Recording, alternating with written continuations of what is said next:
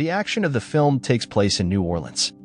The voiceover mentions that it is the most mystical city in the world. Ben, an astrophysicist working on creating lenses, meets a girl named Alyssa in a club. Alyssa conducts tours in buildings where ghosts are said to roam. After some time, the young couple gets married, but Alyssa tragically dies in a car accident. Currently, Ben works as a guide, giving tours of the city to people. Meanwhile, a woman named Gabby and her son Travis are planning to move into one of the local mansions. Upon seeing armor moving on its own and being very frightened, they hurry to leave their new home. A mysterious dark figure with a lantern near the gate warns them that they will return. Father Kent visits Ben's house as Gabby has sought his help in performing an exorcism in her mansion. The father asks if it's true that Ben invented a camera that can be used to take photos of ghosts, making spectral photographs. Ben did invent such a device. With it, he wanted to see the spirit of his wife. For a fee of $2,000, he agrees to take photos in Gabby's mansion. When he arrives, he notices that his camera is not charged, but he still knocks on the door. The girl says that she used to work as a doctor in New York and now wants to open a mini bed and breakfast here. Ben pretends to take pictures of the rooms, then informs them that there are no ghosts in the house and leaves. Later, the guy starts having visions of a sea storm, and an unknown spirit tells him to return to the mansion. Ben arrives to find Gabby and Travis waiting for him. The girl reveals that they tried to leave, but the spirits pursued and wouldn't let them out of the mansion, just like Father Kent, who now also lives there. The guys seek advice from Bruce, a professor and author of a book about Louisiana ghosts. Ben and Kent take historical data collected by the professor about the mansion and flee. They refuse to invite the elderly Bruce into the house so that he doesn't become a hostage, but the curious man manages to get inside. Kent also invites a medium named Harriet to communicate with the spirits. Ben installs cameras in the rooms. Travis notices on the video recordings that frightened spirits seem to be running away from someone. Bruce reveals that widower and former mansion owner William Gracie invited medium Leota to the room for a seance to connect with the spirit of his late wife. The group finds the secret room behind a painting. Harriet contacts the spirit of William, who suggests contacting Leota. Unexpectedly, an unknown evil spirit forces the medium out onto the street. Ben finds a chest in the attic, barely escaping an attack from a ghostly girl.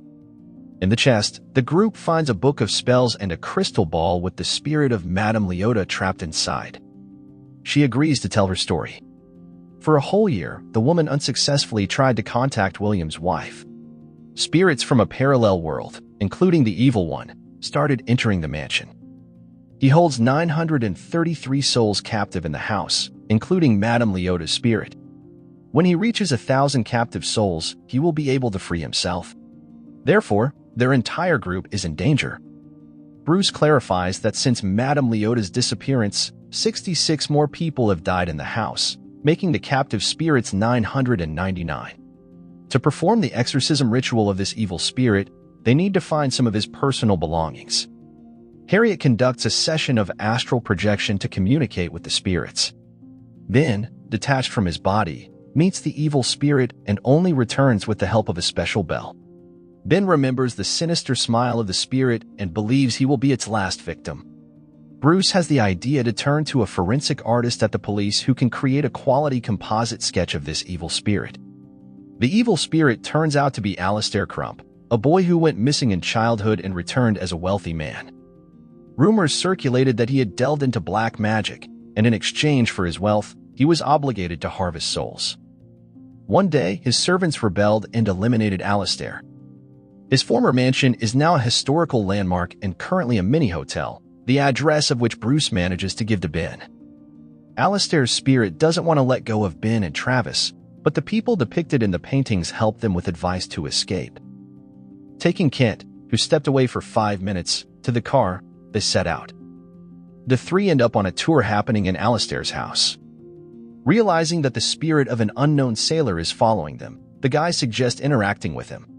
In return, the spirit asks them to take him to the sea. The former sailor points them to a secret underground passage, inside of which Travis finds Alistair's cylinder.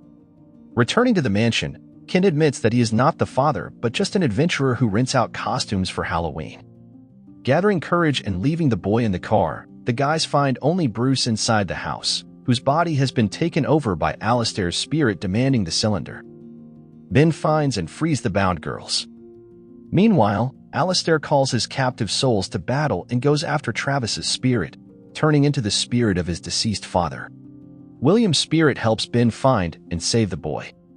Then, together with Gabby, they escape. Kent convinces the spirits that they are not slaves to Alistair. Bruce manages to save part of the cylinder from the fire. Using the spellbook, Harriet frees Leota and, with her help, sends Alistair's evil spirit to another world.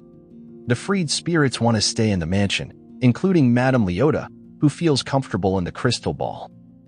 Ben fulfills the sailor spirit's request and takes him to the sea. Eventually, the guy returns to the mansion to celebrate Halloween, and the dancing spirits entertain the gathered guests. Don't forget to subscribe to the channel to not miss out on new videos. Thanks for watching.